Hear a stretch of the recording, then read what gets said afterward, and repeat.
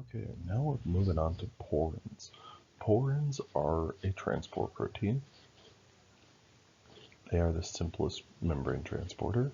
They are located in the outer membrane of bacteria, mitochondria, and chloroplasts. The structure of a porin determines its selectivity, and they are considered to be always open. Now, these things are like the coolest thing as far as I'm concerned. What we got here is kind of a top-down view, and so what you would more than likely see is the movement of any sort of solute into this central cavity. And so it's these three beta barrel sheets, beta barrels here, here, and here, that they're going to undergo some sort of subtle change, but it's these three that make the cavity for your solute to transport into the membrane, or through the membrane, sorry. So aquaporins. Aquaporins are the coolest porins, I think, and we'll get into why in just a moment, but let's think about this. These are water-specific pores. Okay, well, water is something that can diffuse across a membrane anyway, so is there really a necessity to have something like an aquaporin? Well, let's think about simple diffusion and facilitated diffusion.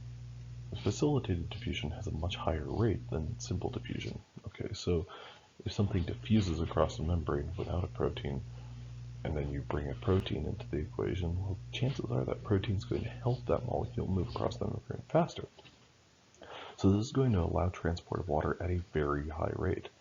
Now, these were discovered by a fellow by the name of Dr. Peter Ager and Auger. These are all examples of aquaporins. I don't expect you to memorize these or even need you to memorize these, but let's look at some of the sources of these. So we've got AQY. That is a yeast plasma membrane aquaporin. We've got PIP, which is a plant plasma membrane aquaporin. We've got AQP9, found in liver and leukocytes. We've got also AQP5, so, and this is fluid secretion in salivary glands, lacrimal glands, and alveolar epithelium of the lung. So we've got all of these different kind of origins or originating organisms, yeast, plants, as well as human beings. So aquaporins are fairly diverse and pretty ubiquitous. Okay, now what makes aquaporins so cool is I'd like to draw your attention to this right here. Okay, so this right here is actually starting here and ending here. This is a alpha helix. So this is our protein structure. Now what we're looking at here is N, P, A, R, N, P, A. Now all of these are examples of the amino acid residues that are in an aquaporin. Okay, now let's think about some of those. We've got an arginine, a proline, an alanine, asparagine, proline, alanine, arginine, asparagine, proline, alanine. Okay, so we have these residues that either are not involved in any sort of hydrogen bonding, as is the case with alanine, or we've got an asparagine that can be involved in hydrogen bonding. We've also got this histidine number 180 here that I didn't underline, but I'm going to right now. Histidine number 180 that can be involved in hydrogen bonding. Now, the cool thing to me about all of this is these different amino acids play different roles, as you would imagine. Okay, now this histidine number 180 is a residue within this alpha helix that's going to cause size restriction. This arginine number 195 is going to cause electrostatic repulsion And this proline, I guess that would be number 193, is going to be responsible for water dipole reorientation. Now, all of this is important, especially whenever we look at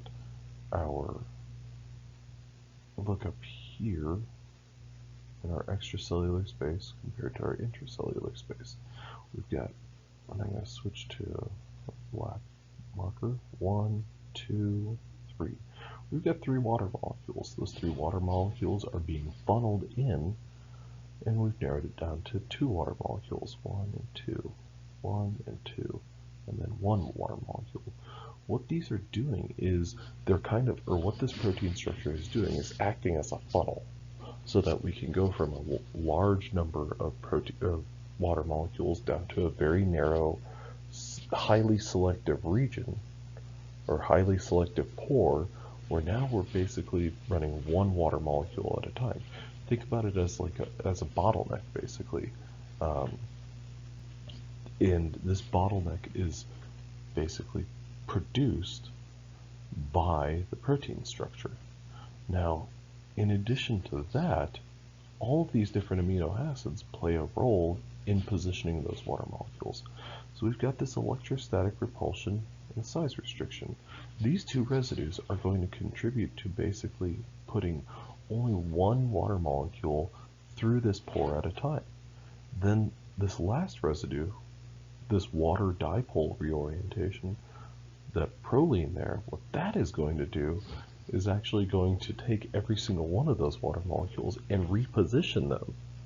In the event that they are not headed in the right direction, it will reposition them so that that water molecule is pointed in the right direction. And the so-called right direction would be like this.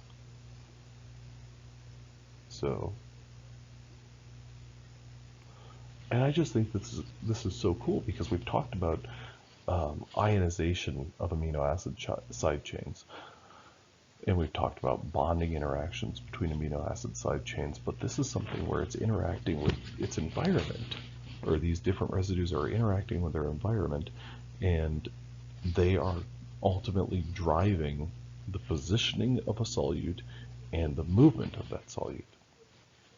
Okay, so much of the pore is actually lined with hydrophobic groups that do not interact with water, but they're going to facilitate rapid transport. At the tightest point, each water molecule is separated from its associated waters, or its other associated water molecules, due to interactions with our arginine and our asparagine. Now, if this did not occur, rather than water, protons would jump through the channel. So if we didn't have this repulsion, if we didn't have this separation ultimately done by these arginines and asparagines, you'd have protons that move across this, and you don't really want that. This is a pore specifically designed for water. So I've always thought about this as, yeah, water can move across the membrane without too much of a problem, but this is just going to blast them through at a very high rate.